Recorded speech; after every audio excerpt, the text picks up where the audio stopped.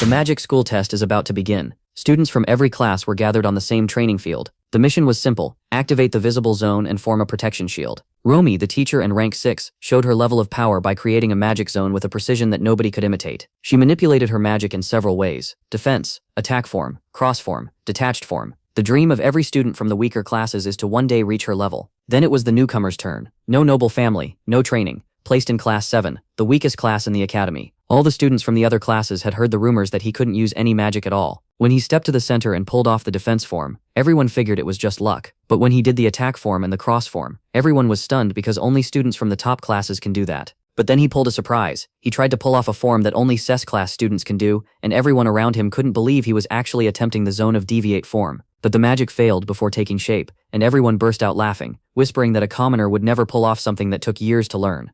What did you say, Nick? The boy stood still for a few seconds and then tried again. This time the energy grew so fast that it exploded in a way nobody expected. On the first day of training, the boy formed a shield with 144 faces, a structure that advanced students spent months trying to create. Everyone started wondering who this boy was, and if he was really a commoner. But what they didn't know is that he wasn't born into a commoner family. He had just been raised as one, because when he was still a baby he was abandoned in a barn where a man found him and raised him as his own son. That child grew up with the name Arian Shiren, and he had only one dream: to learn magic. His father, Arian Vincent, one day took him for the first time to the city of Tormia Creus. While his father handled business, Shiren went to a bookstore to try reading a magic book, but the shopkeeper threw him out the moment she realized he was a commoner. Everywhere he went he was chased down and kicked out of the city. Pretty quickly though, he managed to escape and hide from the authorities. Shiren came out of hiding to grab a shoe that had fallen off, when he heard a word that caught his attention: magic. He pressed his ear against the wall and listened to a magic lesson happening on the other side. When the boy wondered if he would ever become a mage, the old man answered inside his mind that if he wants it, he can do it.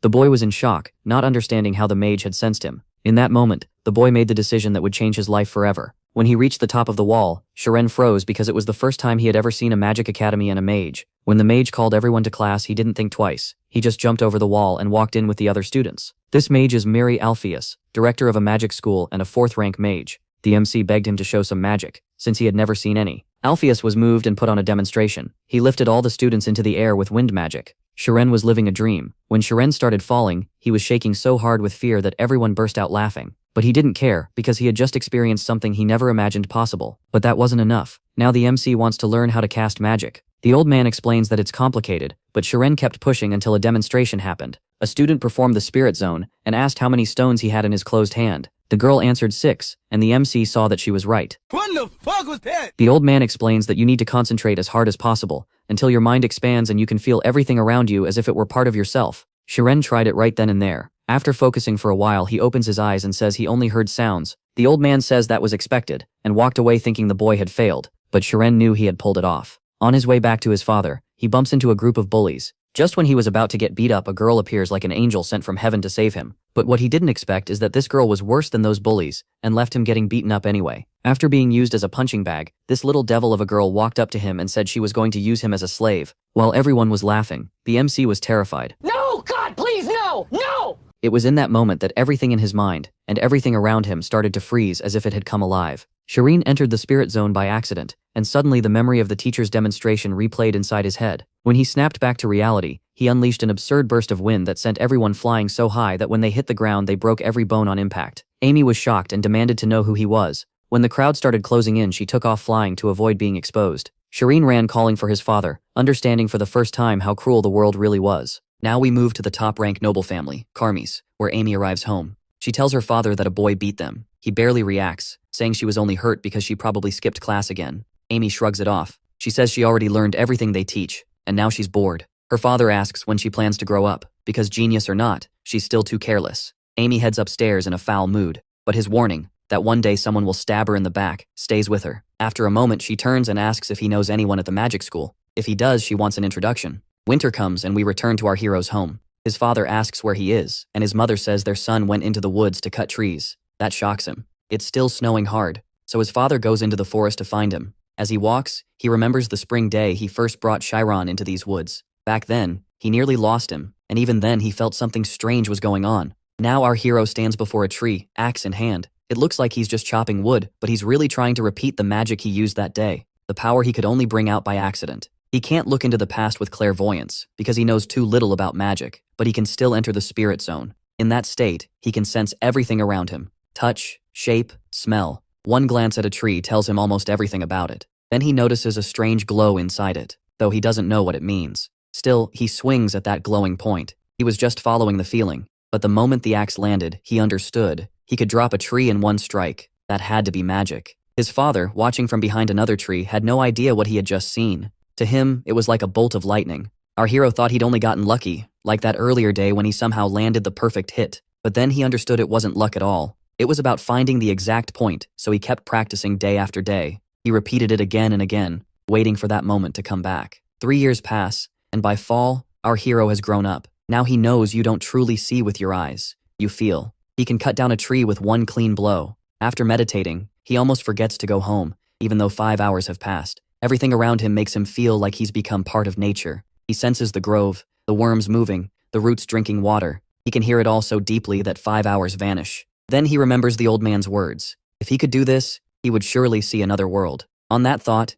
he heads home. Outside the house, he finds a carriage and white horses, so he guesses guests have arrived. Inside, he sees his parents with the butler and chief servant of the Ogent family. The man introduces himself as Tom. Our hero can't understand why a noble's servant is here. Tom starts checking him at once and asks several questions, like whether he can read and how old he is. After that, Tom says he's a very promising case, especially because he can read. That's unusual for a lumberjack's son, and he's also very polite, so Tom asks if he'd like to work for the family. Our hero is about to refuse, but Tom quickly explains they need someone in the library, mainly to make sure no books are taken out. The job will last 2 years. Porters handle the heavy lifting, while our hero and the butler sort the books. Our hero is drawn in right away. The library could hold the high-level knowledge a future magician needs, but this work must stay secret between him and his family. No book can leave the room, and no one can even know one was removed. If that happens, he and his family will die. He finally understands his parents' faces. The pay is good, but the job puts all their lives at risk. Tom says money like this is nearly impossible to earn through normal labor, so he tells Vincent to send his son somewhere better.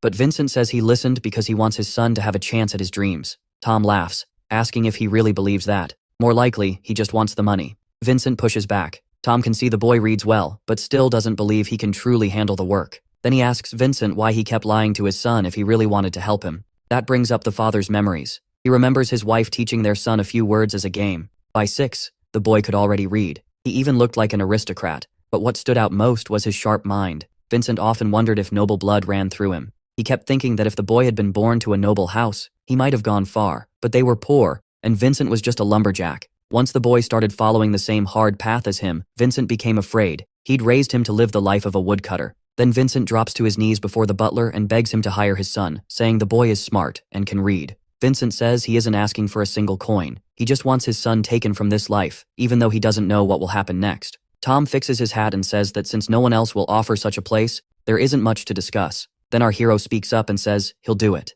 Tom is stunned, and Chiron's father immediately objects. Tom asks if he's serious and reminds him again. If even one rumor spreads, he and his family will lose their heads. Our hero says that's fine. He wants this himself, and he won't blame anyone if things go wrong. Tom smiles, clearly not expecting that from a commoner. He says he'll return in 1 week, and until then the boy can still change his mind. But once he enters the estate, he won't be allowed to leave until the job is done. Vincent shouts, asking why he agreed. He thought nobles only wanted people to throw away. Blaming himself, he says he'll take responsibility and refuse for him. Instead, our hero starts crying and smiling, because to him, this is the greatest gift his father could have given. He hugs his father. The two of them cry together, though Vincent's tears come from fear, not joy. Soon, his father says he'll stay and protect their mother. That's his duty as head of the family. He tells his son to come back as soon as he can, because they still need him. At that moment, Vincent wonders if he's finally done something right as a father. A week later, a carriage arrives to take our hero away. At the same time, his father signs the contract handing him over for the job.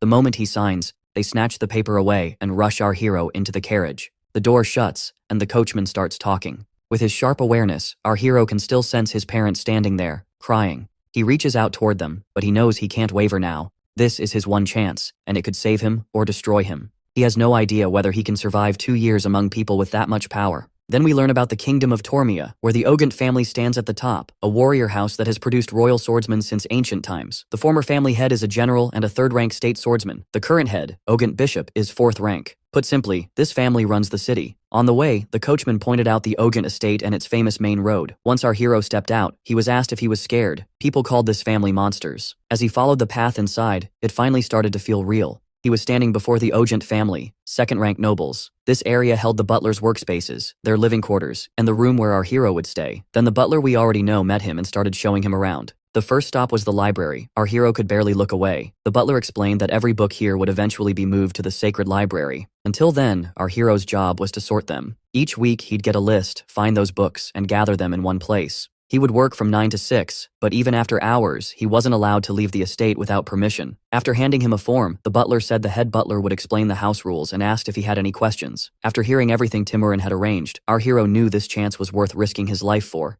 He only had one question. When could he begin? The answer was obvious. Tomorrow. By the next day, our hero was already in a butler uniform, learning that the books had to be sorted by author. The sorting standards had to stay consistent too. That mattered because subjects could overlap. A book on the history of swordsmanship, for example, could be judged in different ways. One person might file it under advanced sword arts, while another might place it somewhere more general. While building the system, our hero realized that all knowledge connects. The key link was history. It's the line that ties everything together. In that way, history becomes the backbone of knowledge. If you understand history well, learning every other field gets easier. Out of 10,000 books, about 850 were about history. To chase his dream of becoming a magician, our hero decided he had to read them all within 2 years. Then he snapped out of his thoughts and noticed the deputy head butler might be coming. Since his reading hadn't been officially allowed, he didn't want to be caught. Timurin simply remarked that our hero was hardworking and asked if he was staying late again. Taking it seriously, our hero stood at once and admitted he was. There was no praise.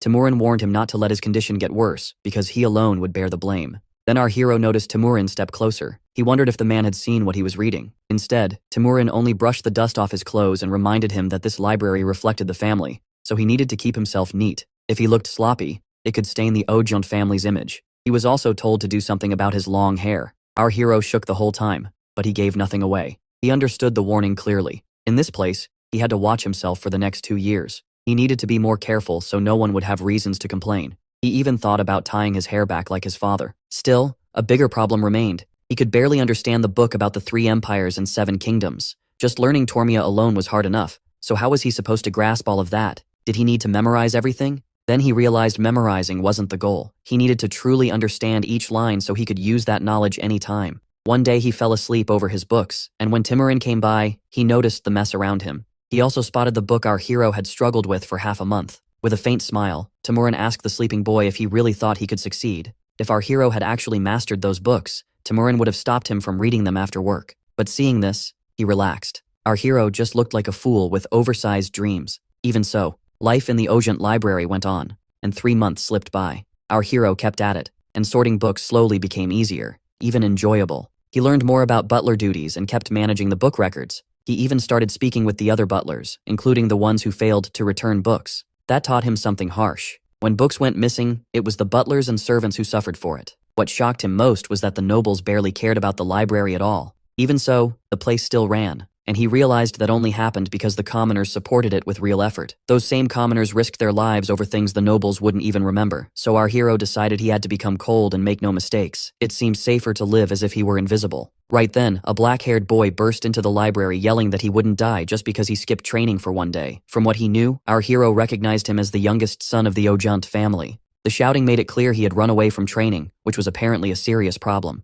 He rushed up and told our hero to say he hadn't seen him. A bearded old man charged in after him, shouting for his student. He asked whether a blue-haired boy, tiny as a peanut, had run in there. That description caught our hero off guard, but he acted clueless and asked who the old man was. The man answered in a rough voice that he was the sword master, the kind who could split that peanut in one strike. Then he told our hero to stop playing around and say where the boy was. Our hero immediately gave him up, saying the youngest son was hiding under the bookcase. The boy was furious. The master grabbed him by the shirt and dragged him out at once, clearly fed up with the brat skipping training. He meant to beat some sense into him. Dragging the boy away, the master showed power on par with the family head, so our hero had no choice but to stay out of it. Rumor said that once the master caught someone, they might vanish for a month. As for our hero, his reading speed kept improving. The first book had taken him 20 days, but once he learned how to truly understand them, he finished 82 history books in 4 months. Just as he expected, the hardest part was only the beginning. After that, the books stopped feeling completely foreign. Once he built a solid base, the rest became much easier. After a couple hundred books, the remaining 650 no longer seemed impossible. And the more he read about magicians in history, the more sure he became. A scientist studies theories, but a magician turns theory into reality. In that sense, magicians and scientists stand on equal ground. The reason not every scholar becomes a magician is simple: they can't enter the spirit zone. So if our hero could connect his knowledge to that spirit realm, that would be the real beginning. That thought filled him with hope. Maybe he really could become a magician. Then the library doors opened, and the youngest son stormed in, still furious with him. He said he had endured that hell for one reason only: to kill our hero. Our hero was stunned by how stubborn he was. Still, he asked if this was really about what happened before. The blue-haired boy didn't hesitate. Of course it was. Did our hero know how much he had suffered? He'd climbed up and down a cliff over and over, and when his hands gave out and he thought he would die, the only thing that kept him going was his need for revenge. At that point, our hero could tell the younger son's anger was completely real, and it was honestly scary. The boy asked if he really thought this was just because of a little pain. No, he was furious because he had trusted our hero with a favor, and our hero sold him out. He said he had never seen such a coward. Pinned under that pressure, our hero thought about how people with power always shape the rules to suit themselves. But all he said out loud was, "What can I do to make up for it?" The boy only smiled and said an apology wouldn't be enough, then told him to follow. They went to the training yard where sword practice was held. The younger son said he'd teach him himself. Our hero figured he was about to get beaten badly.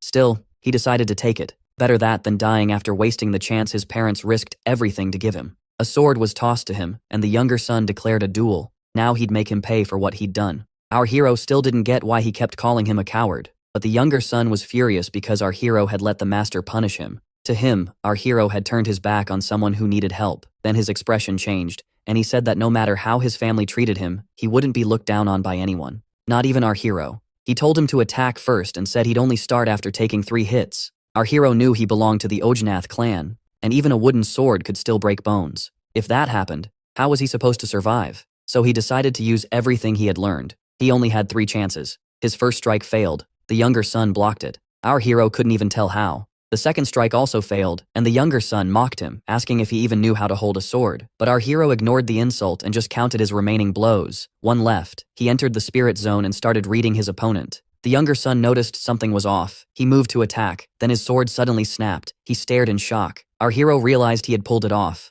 The first strike let him feel the sword, the second helped him read the timing, and the third did exactly what he planned. The thunder strike he'd practiced for 3 years finally paid off. The younger son stared at him, unable to believe he could do that. Our hero said it wasn't some grand art, it was a thunderbolt. He explained that his father worked in the mountains and he used to help cut trees. Since he lacked strength, he made up for it with technique. Among lumberjacks, they called it thunderbolt. The younger son couldn't believe someone learned that just by chopping wood. After training with a sword for 15 years, he knew that kind of technique shouldn't be possible that way. Then a memory came back to him. Once, someone else had done the same thing at just 12 years old. Back then, they had seen the true talent of their family line and realized the second master was far beyond others his age. He had inherited all of his father's genius, and everyone celebrated him. But Rai could never catch up to his brother, and that drove him crazy. Now, as he looked at our hero, he saw his brother in him. His mood turned sharp, and our hero had no idea what he'd done wrong. Then the younger son told him to shut up, pulled out an iron sword, and threw it over. He said the match wasn't over just because the wooden weapon broke.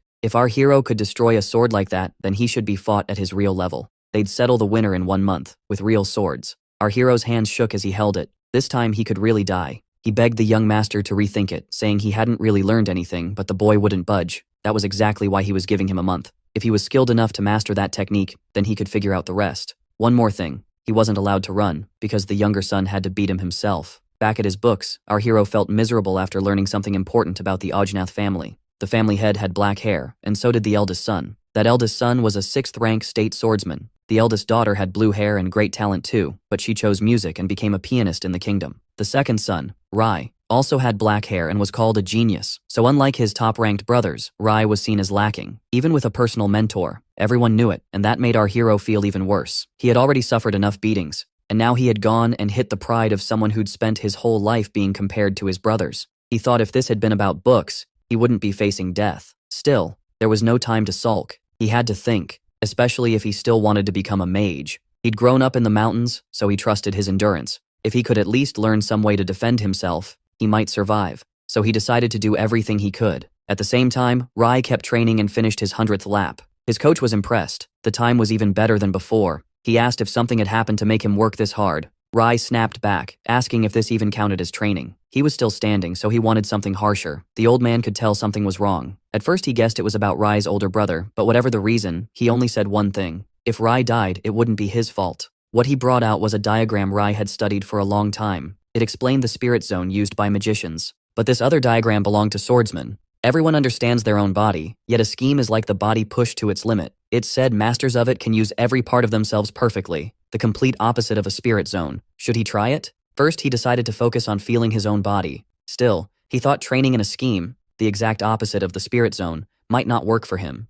He even remembered the girl he met 3 years ago. She seemed to use a scheme too, which was shocking at her age. Even so, our hero decided to practice sword moves with the spirit zone as his base. He began with cuts from 8 directions. At the same time, Rai trained in a rage because he still didn't have a scheme, and his teacher watched in alarm, worried about him. Finally, he stopped Rai's sword and said training was over for the day. Then he asked what was going on, joking that Rai looked like he wanted to die by his hand. When asked what he knew, Rai said he didn't know what he was good at, only what he was bad at. His teacher replied that this was why he wasn't a genius. Rai was clearly offended, saying he knew exactly what geniuses were and what they excelled at. A genius moves without doubt, putting all their effort into what they do best. But what people like Rai really fear is the hard work needed to face what doesn't come naturally, the burning urge to quit what they can't do. That, the teacher said, is the natural enemy of genius. Rai smiled, surprised by the idea. He admitted it was the best comfort anyone had given him, but he still wasn't giving up. If he couldn't get that power at first, then he'd win through effort.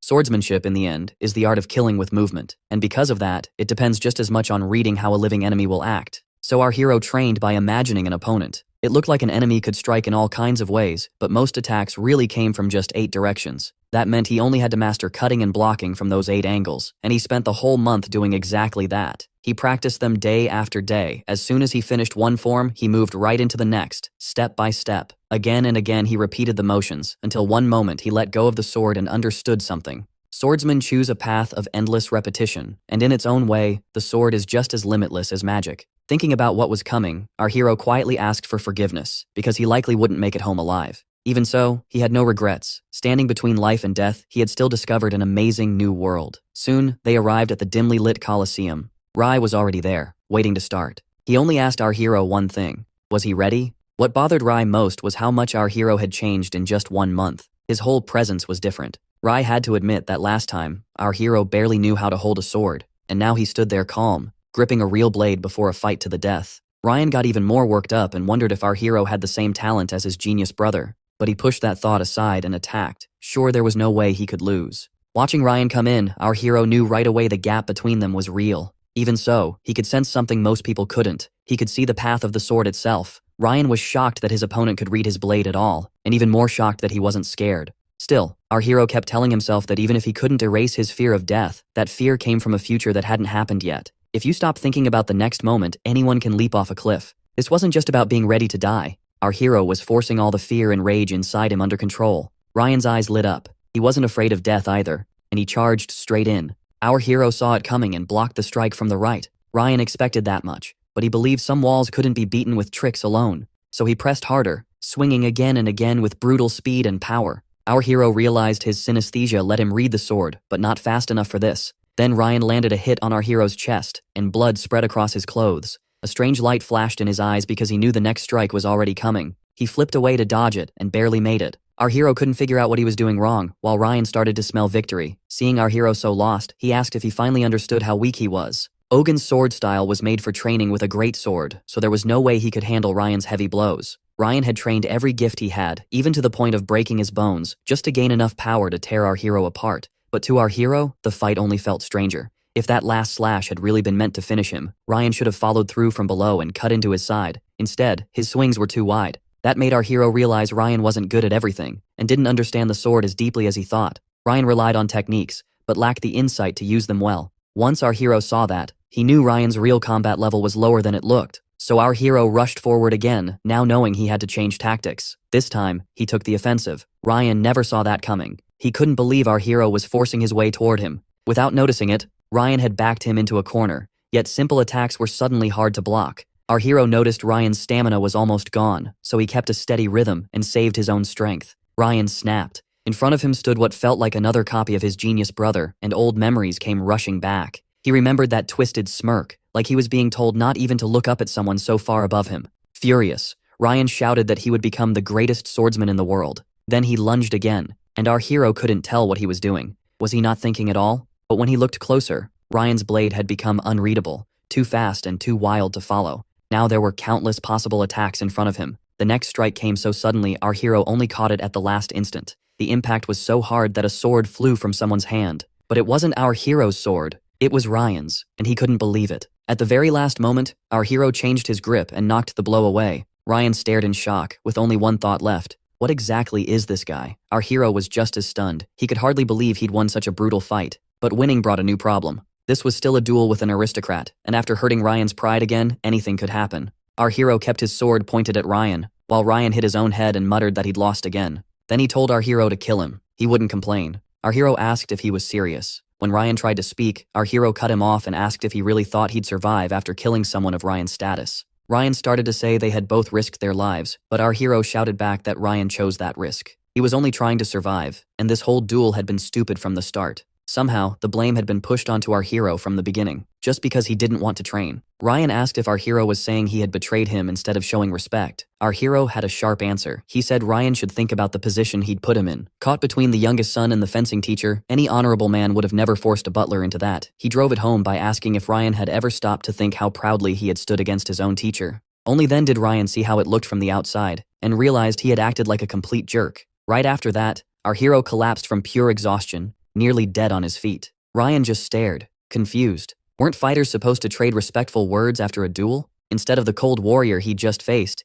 he now saw a weak boy who could barely stand. Ryan still believed he was a genius, but unlike his brother, he hadn't mocked him. He had faced him head-on with everything he had. After a pause, Ryan finally asked his name. Our hero wiped away sweat and said his name was Chiron. Ryan introduced himself too. Then Ryan held out his hand and asked if they could be friends. Back in the library, the head butler Ungvo told our hero he had sorted over 7,000 out of 10,000 books. He also praised him for doing so well in his first year. A full year had passed since our hero started working in the Great Ogan Library. With fewer books left to sort, his speed had gone up too. Now he only had 200 books left out of his goal of 850, and since he could read more than 3 a day, the knowledge he wanted was finally close. He had also kept training with the sword and learned more about the meaning of fear. Because of that, he felt his mental strength had grown. He truly believed he could have died that day. It was hard at first, but by refusing to quit, he kept moving toward his goal. Another big change was Ryan becoming his friend and hanging around the library. He stared at the shelves in shock, wondering if his family really owned all these books, and if they had actually read them. To our hero, this place was a treasure, but having a real friend mattered just as much. While working, he told Ryan that of course the library was full of use, since Gale and the other young master came by often. Ryan thought being smart was cool, and after getting closer to him, our hero realized that despite his huge size, Ryan was gentle and sweet. It fit him as the younger son. But when Ryan started tossing books around, our hero turned pale. If even one got damaged, he felt like he was dead. Ryan tried to calm him down. He couldn't understand how a book could matter more than a person's life, and said even if our hero burned the whole library, he'd protect him. Our hero just held his head. Ryan would be easier to like if he kept quiet, but he never changed. So our hero told him he could only feel safe if Ryan stayed still, then asked about his training. Ryan shrugged and said it was just basic practice, so he told his teacher he'd train in the library for a while. Our hero asked what Ryan was waiting for. He was supposed to be training. Instead, Ryan whined that he was just a bored kid. Our hero had already noticed how lazy his friend was getting, and once Ryan started complaining, he never stopped. Still, 10 minutes later, our hero got him to sit down and study. If Ryan came here to learn, then he had to actually learn. Clearly annoyed, Ryan asked if Shirin really needed to read this many books just to become a mage.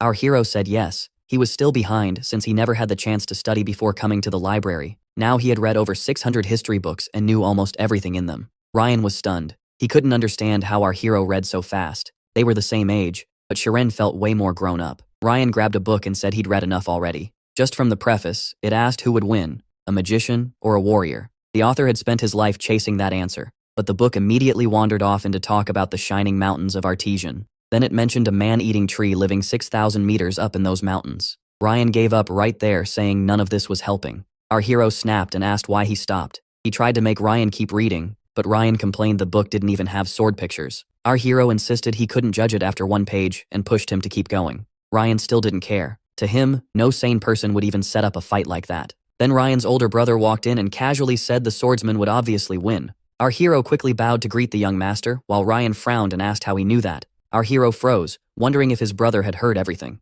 They all tensed up, because if a servant was caught speaking too freely with a noble's son, punishment could follow. Ryan pressed him anyway, asking why he sounded so certain. Was it just because he was a swordsman too? Ryan said certain was too strong. but anyone could see it from the way archers and mages stood on the continent. Ryan kept arguing. If they were talking about a real duel, did rank on a battlefield matter at all? Ignoring his brother's attitude, Ryan turned to our hero and asked what he thought. That caught our hero completely off guard. He barely understood what was being asked, and with so much running through his head, it was even harder to answer. Still, he knew he just had to respond clearly. He said that if a swordsman and a magician were evenly matched, beating a mage in a state of mind would be very hard. But if the swordsman could strike with full power before the spell was finished, things might change. Ryan cut in with a smug grin and said he was wrong. The swordsman would win, no question. Our hero was shocked, but Ryan already understood his brother was pushing the same idea. Ever since childhood, Ryan's brother loved stepping on whatever mattered to someone he disliked. He went on, saying our hero liked history, so he must have heard of the armor of the 5 gods.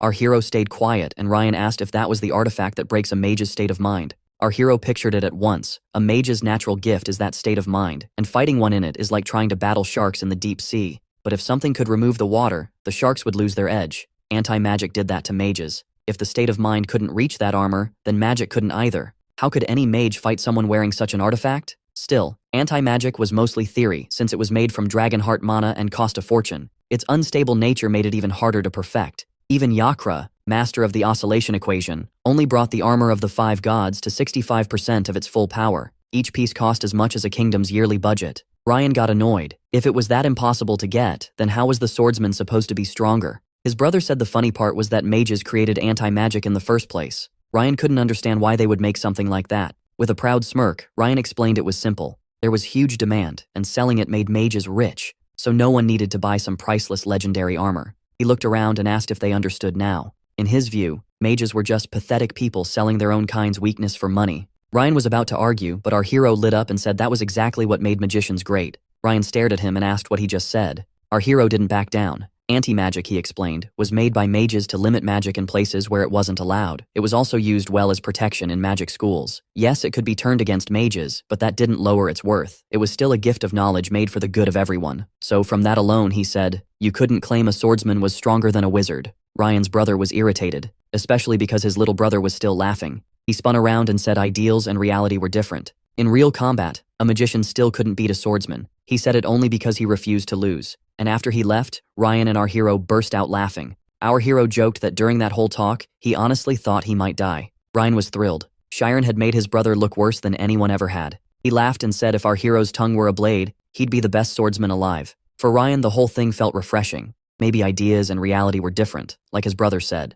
But a curious mind keeps going, even when it has to test its own weak spots. Could that kind of intelligence really exist to bring peace to the world? 6 months passed after that. Then the head butler said the work had finished much faster than expected. The library had been sorted 6 months ahead of schedule, and even books ignored for 20 years were now perfectly organized. Another butler asked if Timurin regretted letting such a good worker go. Maybe they could have found some excuse to extend his contract, but Timurin brushed that off as nonsense. Even so, he thought about our hero sitting in the library and realized it's easy to close a book, but much harder after reading hundreds of pages. Our hero's dream had finally come true, but he barely had time to enjoy it. Ryan burst in and asked if he was done and ready to leave. Then he saw the answer for himself. Our hero had truly finished every book. Our hero said there was nothing left to read. Ryan could hardly believe it. He thought nobody on Earth could shock him anymore, yet our hero still did. Ryan rushed over and hugged him in excitement, even if it made our hero awkward. Still, both of them were happy, and our hero suggested they finally go play together. Ryan had hidden their friendship for a long time, and that had bothered him.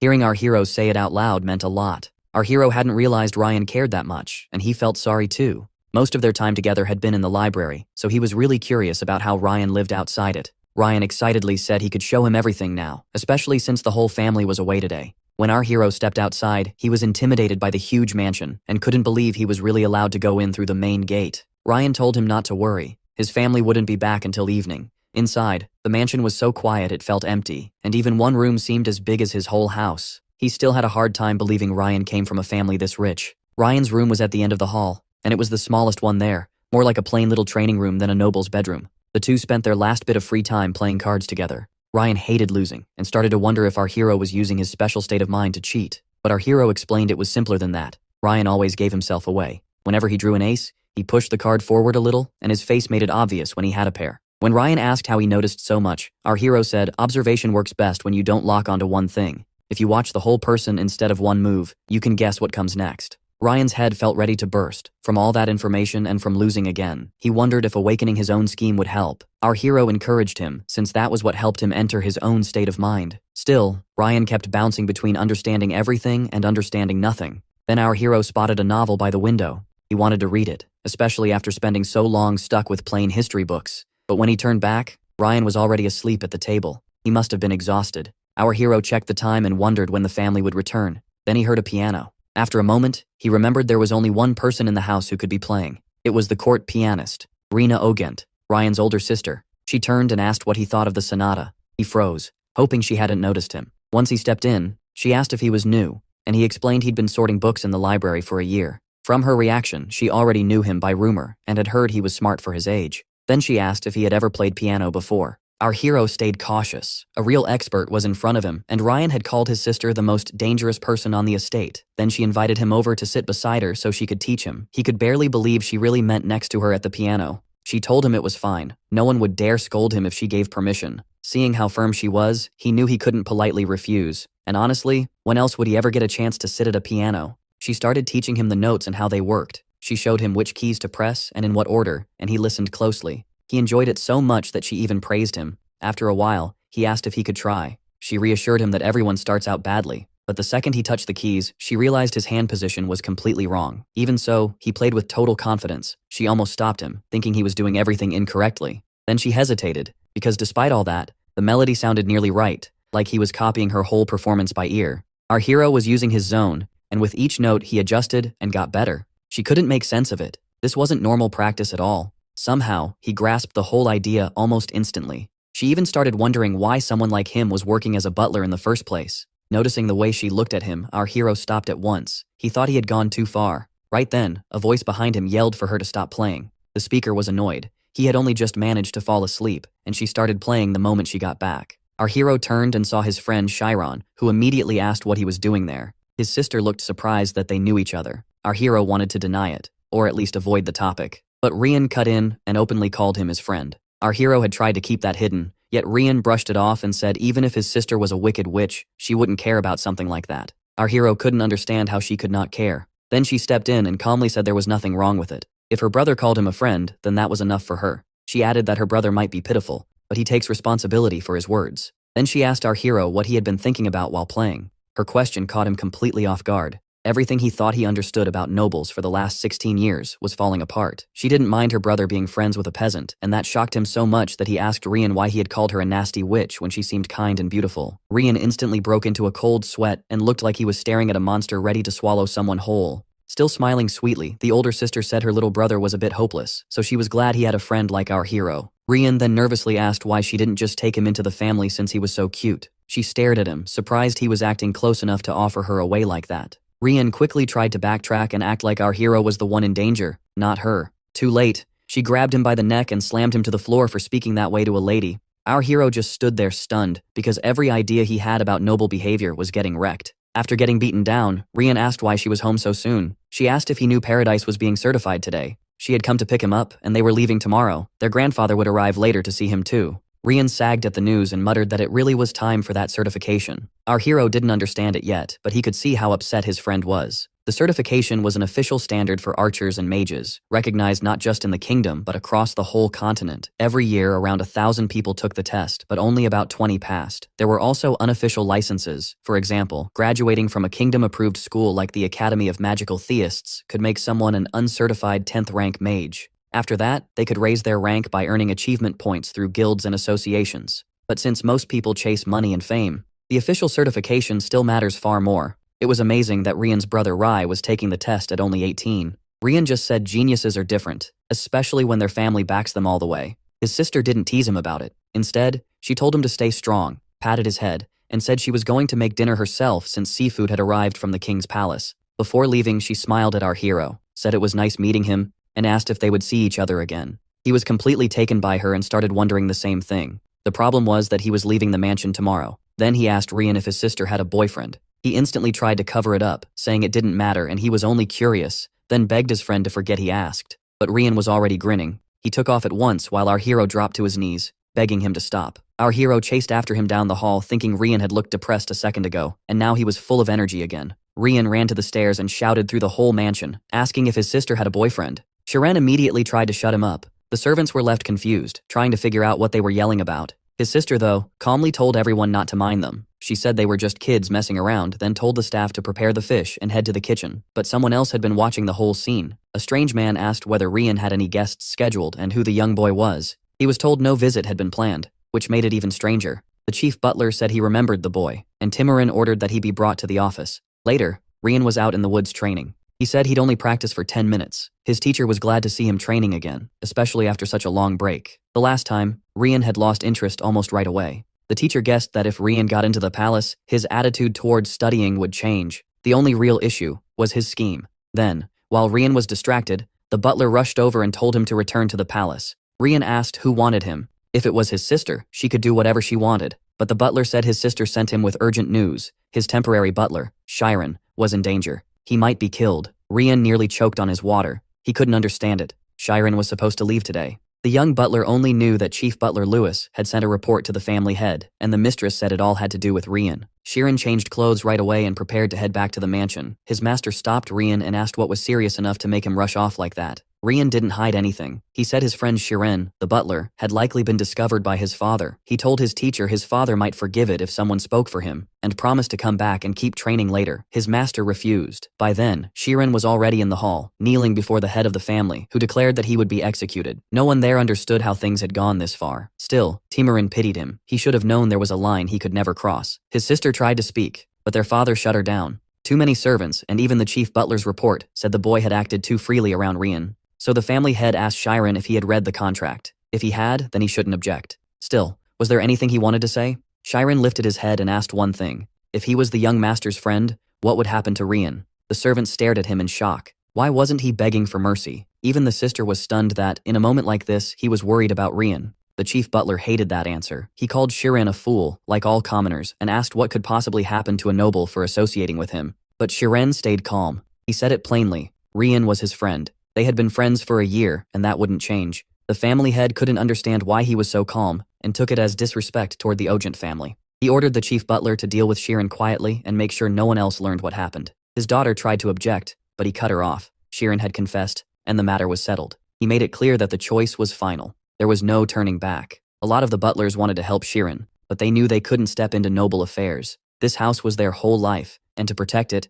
even small conflicts had to be removed. It may have seemed cruel now, but they believed people would one day understand the choice. Then Rian burst into the hall. He shouted that he wouldn't allow this and demanded to know who gave permission to kill his friend. The head of the family answered that he did. Rian fired back, asking what Shiren had even done. They had only just become friends. His father said, "Death doesn't require a crime." Rian still didn't understand how harsh noble life was. While the family handled ugly matters like this, he got to enjoy the comfort of being born noble. Rian answered that privilege meant nothing if he had to throw away his friends for it. His father called him childish. Friendship with a noble, he said, is supposed to be equal. So did Rian really believe Shiren saw him as a true equal? On what basis? Plenty of people want to use nobles for their own gain. Rian was sure Shiren would never do that, so his father gave him one condition: prove that he and Shiren were really friends. Rian froze. If he failed here, it was over. He couldn't prove someone's heart by just blurting out words. If he were Shiren, maybe he could cut through his father's logic easily, but he wasn't. Then he remembered the look Shiren gave him when they fought, and the lesson that the best answer sometimes comes from watching first. So Rian studied the room and started piecing everything together. In front of him wasn't just his father. This was the second-class noble, head of House Ogent, of the black-haired clan, a certified fourth-class knight. That's when Rian understood this wasn't only a fight between father and son.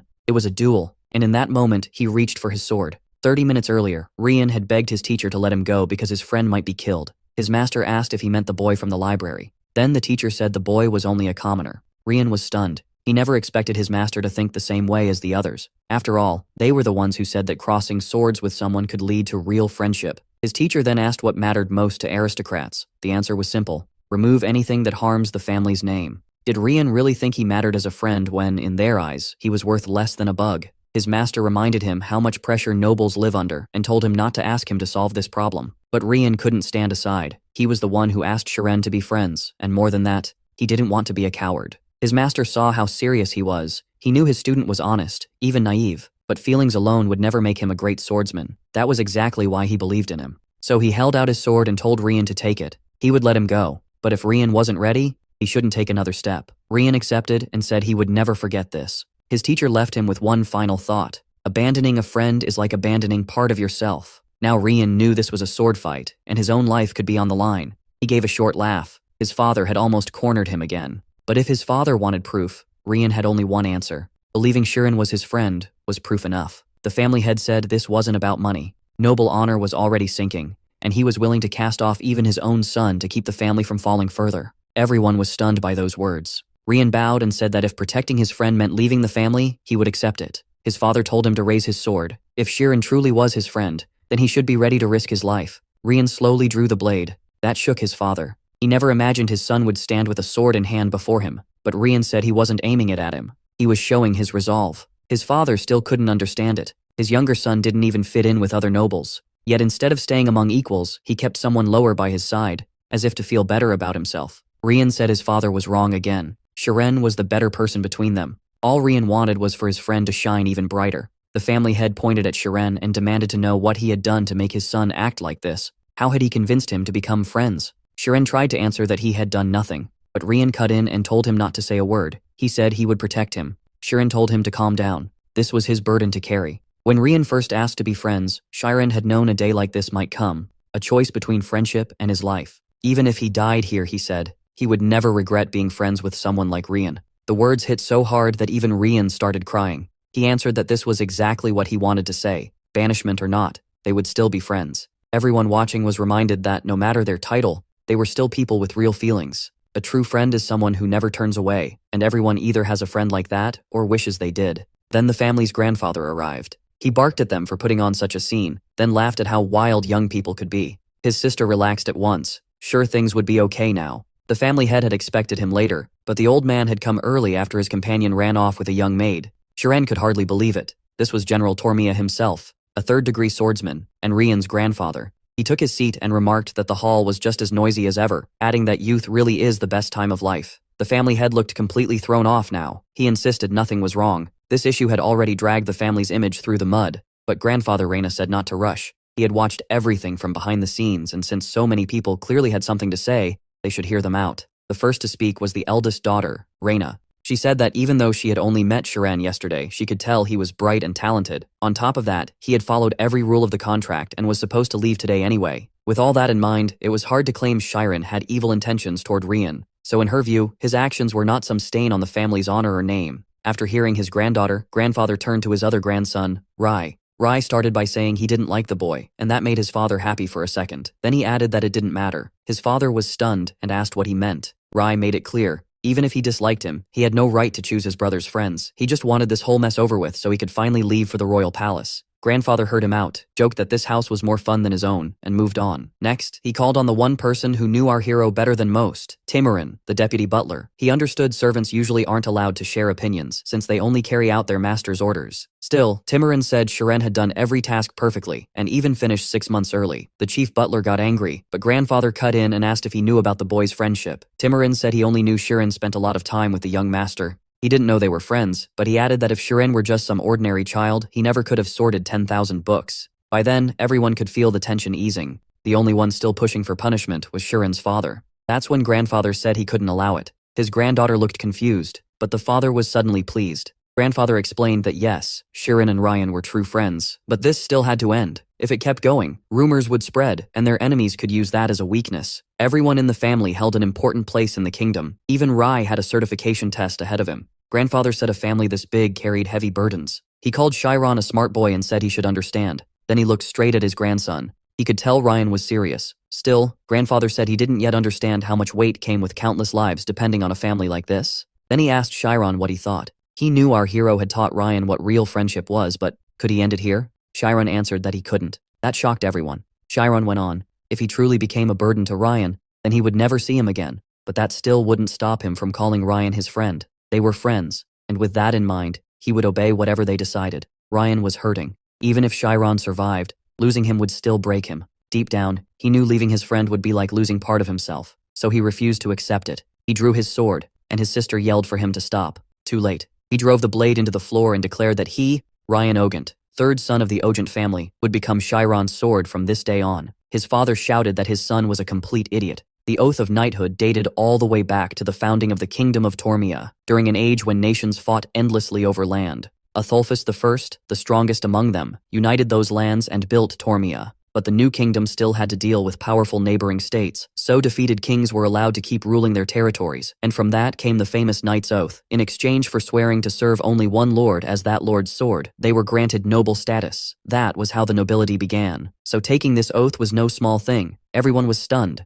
Ryan, though, looked satisfied. Now no one could make him take it back. Our hero rushed over and asked what he had just done. Grandfather stayed serious. If Ryan truly meant he would be Chiron's sword, then what exactly was it about our hero that inspired that kind of loyalty? What made Chiron shine so brightly in Ryan's eyes? Ryan smiled and answered that a sword doesn't judge, it protects. Grandfather burst out laughing and said that maybe fools need to go that far if they want to grow. Then he smirked and added that Ryan talks big, but his sword skills are awful, so he almost felt bad for Chiron getting stuck with him. At last, Grandfather stood and said enough. What was done was done. Even if Ryan wasn't the finest sword, Grandfather said, he would never turn that blade on Chiron. He asked our hero to look after his grandson, and Chiron thanked him for accepting this. Grandfather added that now that the two were bound like this, he couldn't just let it pass. He ordered the chief butler to bring Chiron's parents to the mansion. Our hero said that really wasn't necessary. Ryan told him he hadn't done it just because they were friends. Unlike his brother, he said, he knew how to recognize someone who draws people in. That was why he was willing to bet his life on a person like our hero.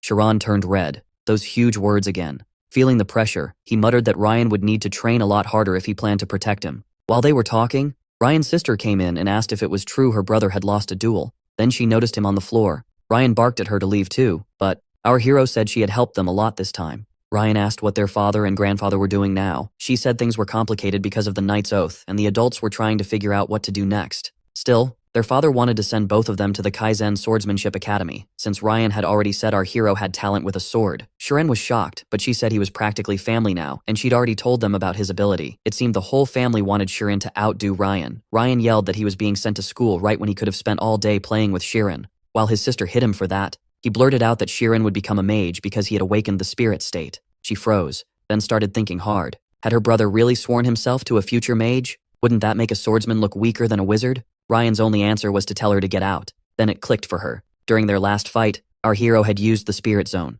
That was why he won. He could read and predict every attack. She praised that trick highly, saying even she never would have expected it. Our hero wondered how that was possible, and she told him he was amazing. She'd learned at school that the stronger your focus, the stronger your spirit zone, and reaching that level while holding a sword was incredible. Shiren just stood there confused. Both Ojins could tell that if our hero stayed this awkward, he'd never get a girlfriend. So his sister broke the silence and said she'd talk to grandfather. After all, Shiren's future now depended a lot on whether Ryan would attend sword school. Ryan jumped up and asked what would happen to his old teacher. His sister replied that Master Keat already knew everything. Because of that, he had decided to end Ryan's training contract tomorrow and give his farewell speech in the morning. Ryan couldn't believe it. For all he knew, the teacher might already be gone. Just then, the butler entered and announced that the family had arrived and were waiting in the hall. The head of the house added that our hero could go see them now if he wanted. Shiren lit up and rushed off at once. He moved so fast the butlers on the stairs begged him to slow down. He barely heard them, and even asked them not to speak to him like some noble since he was still just a peasant. They replied that they weren't allowed to do that and could be punished for it. Shiren only smiled and said he wouldn't tell anyone. He opened the waiting room door, saw his family, and ran straight into their arms. Looking at them closely, he noticed how thin they seemed. They must have spent the whole night worried he wouldn't come home alive. His mother, crying, insisted that she and his father had been fine and had plenty to eat. Then his father asked why he hadn't come home sooner if his work was already finished. Was the family keeping him there on purpose? Shiren quickly said it wasn't like that at all. They had simply offered him a great chance. When his parents didn't understand, he told them everything that had happened. They were stunned. Just from working in the library, their son had found a friend who gave him a knight's oath, but his father still needed to hear it clearly. Was this really true or some kind of terrible joke? Was someone mocking them? Shiren firmly said no. Every word was true. His father immediately grabbed him in a crushing hug, saying he knew no one stayed the same after entering a noble house. At that moment, the head of the Ojant family, Biskov, arrived. Ryan and Rihanna stood behind him. Shiren's parents could hardly believe their eyes. They quickly stood and bowed, asking why someone so important was treating them this way. Biskov asked if Shiren had already explained everything. That was when his parents finally understood. Everything their son said was true. Even sitting before a table full of rich food, they were still dazed. Shiren's father didn't even know what a knight's oath really meant. Still, he couldn't believe nobles would show this much kindness to commoners, so he asked again over tea. He wanted to know if it was really true that the young lord had bowed to his son, because the whole thing felt unreal. Biscoff confirmed it. He said the Ogent family follows a strict warrior code, and a knight's oath cannot be ignored. If they looked down on Chiron's family just because of class, Ryan's honor would be stained too. That's why everyone in the house would keep treating them with respect. He asked them not to feel uneasy and promised they would not turn their backs on Chiron. From the side, the grandfather muttered that he never thought he'd hear words like this from his own son. That only made Chiron respect the Ogent family more. Taking in a peasant was already a lot, but Biscoff chose honor over pride and never tried to scare anyone. Then Biscoff cut to the real point. Chiron can already use the state of the soul. He explained that this power doesn't come from effort alone. You have to be born with that gift, and since Chiron wants to become a mage, Biscoff said he would help him get an unofficial magic license as soon as possible. He even thought Ulfius Magic Academy, one of the kingdom's top 5 schools, would suit him. He hadn't expected Chiron to go that far, but with his new standing, refusing would be foolish. To meet the Ogent's standards, he should attend. The grandfather, clearly tense, asked what that would mean for a lumberjack's son. The answer was simple. If he finished there, he could become a wizard. Chiron's father was stunned, but Chiron could only think about the academy. There was still one huge problem. Magic schools were for the elite. Commoners simply didn't get in. So Ryan's grandfather gave the only answer they had: adopt Chiron. His father froze, and they explained this was the only solution the family had found after discussing it together. They handed Chiron's parents a document and said a young cousin in their family had no children. If Chiron's name was added there, the issue would disappear. They also made it clear they were not trying to take him away. It would only exist on paper, but legally, that was the only way for Chiron to become a noble. His father could hardly process it. A boy from their family becoming a noble sounded impossible, yet accepting it also felt like losing their son. He looked at Chiron, silently asking what he should do. But Chiron had already made up his mind. He took his father's hand and said he could not become another man's adopted son. Hope filled his father's eyes, but Ryan's older sister tried to calm him. She said it would only be paperwork, nothing more, and Chiron could still reach his dream. Even the grandfather warned that almost no one in the world gets a chance like this, but Chiron didn't budge. He said if becoming a mage meant changing fathers, then he would rather stay a peasant. The grandfather snapped that commoners aren't accepted into magic academies, but Chiron answered that if that was the price, then he simply wouldn't go. The old man rose and shouted Chiron's name, asking why he was being so stubborn when success always demands sacrifice. If he couldn't give this up, then was his dream really that important? Chiron answered that if that was true, then the dream itself didn't matter. It came from his parents. They were the roots that taught him to read, and his dream was just the fruit that grew from what they gave him. Everything he had began with them. One chance in front of him could never outweigh all the chances his family had already given him. Giving them up would be like drying out and dying. He was thankful for the offer, but the only parents he had were the two standing beside him. The whole room fell silent. The grandfather couldn't tell if this came from morals, guilt, or something else. Then Chiron's father suddenly said they should go ahead and adopt him. The grandfather objected at once, saying Chiron's own feelings had to come first. But then Chiron's father said something nobody expected. Chiron was not his real son by blood. His mother was shaken that he said it out loud, and Chiron was confused too. Vincent went on. He said he and his wife had never been able to have a child, and then one day, Chiron came into their lives. He always believed the boy must have been born to nobles. A child that fine didn't belong to a man like him. But joining another family wouldn't erase where he came from. Biscoff questioned it for a moment, but thinking back, everyone knew Chiron never really looked like the son of woodcutters. Still, hearing it out loud sounded almost like a rejection. Chiron asked how his father could say something like that without talking to him or the rest of the family first. Vincent replied that now his son was grown, he deserved to know. But Chiron asked if his father really thought he hadn't known. He said he never asked because that was how one person could still have 2 true parents, but now his father was asking him to have 6.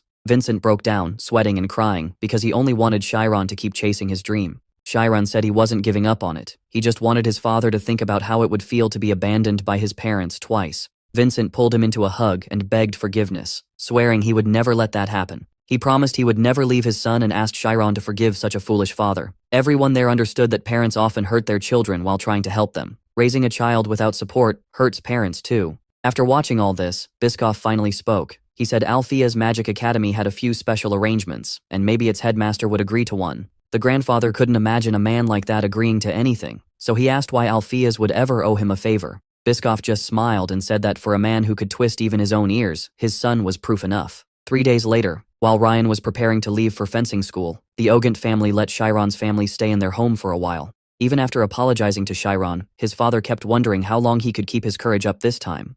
There was one good thing though, Chiron and Ryan now had plenty of time together, but after those 3 days, Ryan still had to leave. He complained through tears about being shoved into a carriage and sent off to fencing school, wondering why he couldn't just wait and enroll later like Chiron might. Chiron reminded him they still didn't know if he would get in. He promised to write every day and said they could meet during breaks. Ryan placed a hand on his friend's shoulder and said Chiron had to become a mage because he would become the strongest knight, the sword that would protect him. He was getting carried away when his sister smacked him. She told Ryan to focus on his studies because she worried about him, then told Chiron to spend time with his family since their grandfather would handle the rest. Chiron thanked her with a bow, and she thought to herself what a strange and special child he was. At first, she had seen him like a little brother, but he was far more thoughtful than that. Even in a painful moment like this, he wouldn't betray what he believed, so she told him to keep trying. He needed to become a mage and help watch over her brother too. Then Chiron got into the carriage with his family. On the way, he was told that if he entered the Magic Academy, he would have to hide the truth from everyone. He passed that same warning on to his friend. The meeting between Rihanna Ogent and Chiron Ariane,